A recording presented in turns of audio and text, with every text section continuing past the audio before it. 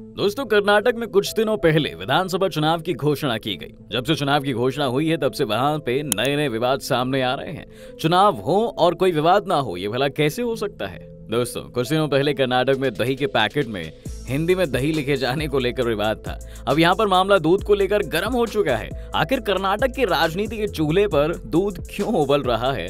दूध के दो बड़े ब्रांड अमूल और नंदिनी क्यों आमने सामने आ गए हैं? क्या है पूरा मामला, विस्तार से समझेंगे और साथ ही आपको बताएंगे अमूल और नंदिनी के बारे में।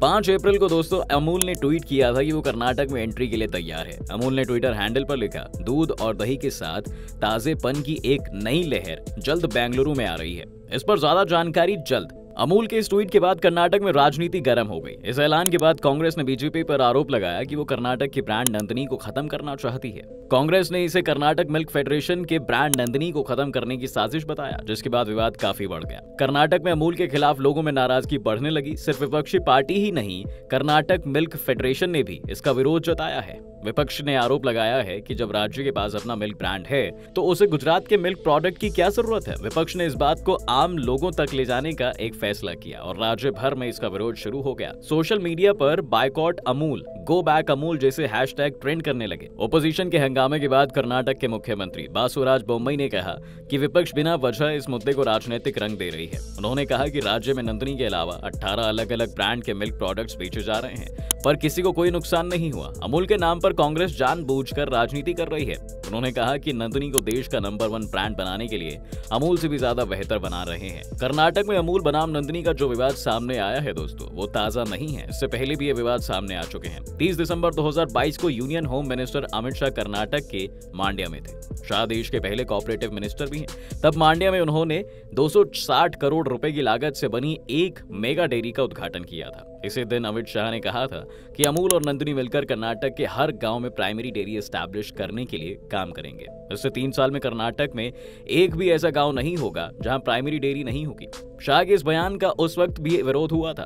ट्विटर पर कई लोगों ने लिखा था कि वे नंदिनी से ही खुश हैं। तब पूर्व मुख्यमंत्री और कांग्रेस नेता सिद्धार्थ मैया ने आरोप लगाया था कि अमित शाह ने साफ साफ दिखा दिया है कि गुजरात के कॉर्पोरेट्स की नजर कर्नाटक के डेयरी सेक्टर पर भी है। पूर्व मुख्यमंत्री एचडी कुमारस्वामी ने भी ये कहा है कि कन्नड़ लोगों को गुजरात का गुलाम बनाने की कोशिश है। इसके अलावा किसान संगठनों ने भी शाह के बयान का विरोध किया था। दोस्तों, इस विवाद के बीच बेंगलुरु के एक होटल एसोसिएशन ने भी अमूल के बहिष्कार की घोषणा कर दी। एसोसिएशन ने बेंगलुरु के होटलों से कहा कि वे सिर्फ लोकल नंदिनी ब्रांड का दूध और दही को खरीदें। साथ ही होटलों से अपील ये भी की गई कि वे अमूल के किसी भी प्रोडक्ट का इस्तेमाल पूरी तरह बंद कर दें। होटल एसोसिएशन के प्रेसिडेंट पीसी राव ने सभी होटलों को इंस्ट्रक्शन दिए हैं कि वे राज्य के डेयरी किसानों और नंदिनी के सपोर्टर्स के लिए कर्नाटक मिल्क फेडरेशन के प्रोडक्ट का इस्तेमाल जरूर करें। चलिए दोस्तों, अब आपको बताते हैं कि कर्नाटक के उस नंदिनी ब्रांड के बारे में जिस पर सियासत गरमाई हुई है। 1995 में कोडागु जिले के कुडीगे से कर्नाटक मिल्क फेडरेशन केएमएफ बनाने वाली पहली डेयरी कोऑपरेटिव सोसाइटीज की शुरुआत हुई थी। इसकी स्थापना के बाद 1974 में वर्ल्ड बैंक एक योजना लेकर आई, डेयरी डेवलपमेंट प्रोजेक्ट। अब इसे कर्नाटक में लागू करने के लिए कर्नाटक डेयरी डेवलपमेंट कॉर्पोरेशन यानी केडीडीसी के तौर पर इस कर्नाटक मिल्क फेडरेशन की शुरुआत की गई थी और 1984 में इसका नाम केएमएफ कर दिया गया। कर्नाटक मिल्क फेडरेशन कर्नाटक राज्य की कोऑपरेटिव ऑर्गेनाइजेशन है जो नंदिनी ब्रांड के नाम से दूध, दही, घी, मक्खन, आइसक्रीम, चॉकलेट, मैसूर पाक, नंदिनी पेड़ा के साथ साथ और भी कई प्रोडक्ट्स जैसे कि मिठाइयाँ, चॉकलेट और ब्रेड भी बेचती है। ये मिनिस्ट्री ऑफ कॉर्पोरेशन कर्नाटक सरकार के अंडर आने वाली एक मिल्क कोऑपरेटिव है, जिसके अंतर्गत लगभग हर जिले में मिल्क प्रोड्यूसर्स कोऑपरेटिव सोसाइटीज हैं। इन समितियों के जो किसान सदस्य हैं उनसे दूध कलेक्ट किया जाता है और नंदिनी ब्रांड के तहत उन्हें बेचा जाता है। दोस्तों, आपको जानकर हैरानी होगी कि नंदिनी ब्रांड अमूल के बाद भारत में दूसरी सबसे बड़ी मिल्क कोऑपरेटिव ऑर्गेनाइजेशन है। जी हाँ, जिसका कारोबार कर्नाटक, तमिलनाडु, आंध्र प्रदेश ही नहीं बल्कि गोवा और महाराष्ट्र तक फैला हुआ है। नंदिनी के तहत केएमएफ जो प्रोडक्ट बनाता है वो महाराष्ट्र, गोवा, तेलंगाना, आंध्र प्रदेश और तमिलनाडु तक में अवेलेबल है। कर्नाटक के इस ब्रांड की खास बात यह है कि इस ब्रांड में बनने वाले सभी प्रोडक्ट्स गाय के दूध से तैयार होते हैं। यही कारण है कि कर्नाटक के लोगों की भावनाएं इस ब्रांड से जुड़ी हुई हैं। केएमएफ के साथ 18 लाख से ज्यादा मिल्क प्रोड्यूसर जुड़े हुए हैं। 2018 से 19 के बीच में नंदिनी का एनुअल टर्नओवर 1,55,000 करोड़ रुपए था। कर्नाटक में केएमएफ की स्थापना के बाद से ही इसका एनुअल बिजनेस लगातार बढ़ रहा है। 2017 से 18 और 2018 से 19 के बीच एनुअल टर्नओवर में लगभग 2,000 करोड़ की बढ़ोतरी भी हुई। जैसे जैसे फेडरेशन का टर्नओवर बढ़ा वैसे वैसे किसान और जुड़ते चले गए और उन्हें मिलने वाला प्रॉफिट भी बढ़ता चला गया। साउथ इंडिया का केएमएफ ब्रांड नाम नंदिनी डेयरी प्रोडक्ट का सबसे बड़ा खरीदार और विक्रेता है। केएमएफ के राज्य में कुल 14 यूनियन है। यही प्राइमरी डेयरी कोऑपरेटिव सोसाइटीज यानी डीसीएस से दूध खरीदते हैं और शहरी और ग्रामीण बाजारों में नंदिनी ब्रांड के नाम से सप्लाई करते हैं। आपको जानकर हैरानी होगी कि नंदिनी ब्रांड कर्नाटक की राजनीति में भी अहम रोल निभा रहा है। ये ऐसा ब्रांड है जिसके ब्रांड एम्बेसडर दिग्गज कन्नड़ एक्टर रह चुके हैं। दिग्गज कन्नड़ एक्टर राजकुमार, पुनीत राजकुमार, श्रेया सरन जैसे कई नाम हैं जो इस ब्रांड के फ्री ब्रांड एम्बेसडर रह चुके हैं। कर्नाटक का सबसे बड़ा मिल्क ब्रांड नंदिनी हर दिन 23 लाख लीटर से अधिक दूध की सप्लाई करती है। बेंगलुरु मार्केट में दूध की खपत का 70% अकेले नंदिनी पूरा करती है। अमूल के मुकाबले नंदिनी के दूध की कीमतों में भी काफी अंतर है। नंदिनी के 1 लीटर दूध की कीमत 39 रुपए है, तो वहीं दूसरी तरफ अमूल टोन दूध को 1 लीटर पैकेट की कीमत 54 रुपए है।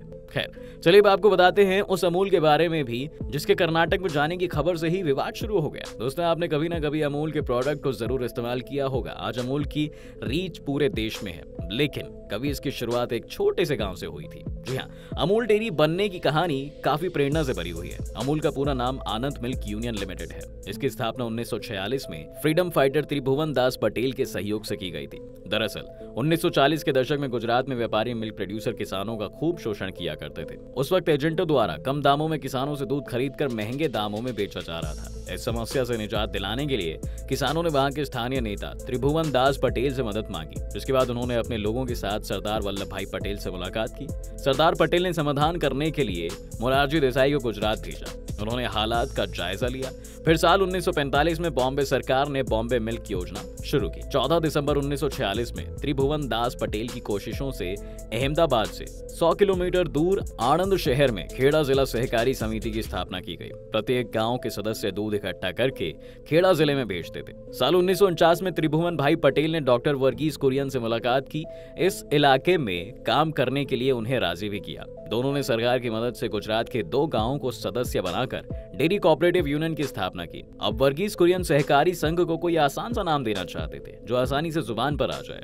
फिर इसका नाम अमूल रखा गया, जिसका मतलब अनमोल होता है। शुरुआत में कुछ किसानों की मदद से डेयरी में 247 लीटर दूध का प्रोडक्शन किया जाता था। किसानों को दूध का भाव दूध और उसके फैट के हिसाब से दिया जाता था और 1948 के आखिर तक 432 गांव के किसान संघ से जुड़ गए थे, जिससे दूध के प्रोडक्शन की कैपेसिटी बढ़कर 5000 लीटर प्रतिदिन पहुंच गई थी। बता दें कि इस समय अमूल कंपनी के कुल 7 लाख से ज्यादा मेंबर्स हैं। कंपनी रोजाना 33 लाख लीटर दूध का कलेक्शन करती है। कंपनी की रोजाना 50 लाख लीटर की हैंडलिंग कैपेसिटी है। आज कंपनी की पूरी दुनिया के दूध उत्पादन में 1.2% हिस्सा है। बता दें दोस्तों कि 1970 के दशक में भारत में श्वेत क्रांति की शुरुआत हुई, जिसके जनक मिल्कमैन डॉक्टर वर्गीस कुरियन को माना जाता है कि अमूल के मॉडल के कारण ही भारत दुनिया के सबसे बड़ा मिल्क प्रोड्यूसर देश बन सका। अमूल डेयरी ने धीरे धीरे पूरे देश में सफलता की बुलंदियों को छू लिया है। आज अमूल पूरे देश में नंबर 1 डेयरी बन गई है। अमूल का बटर देश में मार्केट लीडर है। उसके पास टोटल 85% मार्केट शेयर है। वहीं पाउच मिल्क के मामले में मार्केट शेयर 25% है। इसके अलावा पनीर सेगमेंट में अमूल का मार्केट शेयर 80% है। वहीं आइसक्रीम सेगमेंट में अमूल के पास 40% मार्केट शेयर है। अमूल की सालाना टर्नओवर की बात करें दोस्तों तो साल 2016 में 11,668 करोड़ रुपए थी। वहीं 2017 में यह बढ़कर 20,733 करोड़ रुपए हो गई। साल 2018 में यह 29,225 करोड़ रुपए पर पहुंच गई। साल 2019 तक की बात करें तो कमाई बढ़कर 32,960 करोड़ रुपए हो गई। अमूल एक कोऑपरेटिव संस्था के तौर पर काम करता है, इसलिए मुनाफे को लेकर ज्यादा काम नहीं किया जाता। साल 2018 में अमूल का मुनाफा 49 करोड़ रुपए था, जो कि साल 2019 में बढ़कर 53 करोड़ रुपए हो गया है। अमूल का अटरली बटरली कैंपेन सबसे ज्यादा चलने वाला विज्ञापन था और इसको गिनीज वर्ल्ड रिकॉर्ड में भी शामिल किया गया। अमूल के विज्ञापन में कभी भी किसी बड़े एक्टर को शामिल नहीं किया गया है। अमूल की सफलता उसकी सोच और उसकी मार्केटिंग पर ही रही है, जिसमें उसने ऐसे प्रोडक्ट बनाए जिससे लोग उस पर हमेशा के लिए विश्वास बनाए रखें। दोस्तों, आप क्या सोचते हैं नंदिनी और अमूल के विवाद के बारे में? अपनी राय हमें कमेंट बॉक्स में जरूर रखिए। अगर आपको ये हमारी वीडियो अच्छी लगी हो तो लाइक कीजिए और शेयर कीजिए। हमारे चैनल को सब्सक्राइब किए बिना बिल्कुल ना जाइए।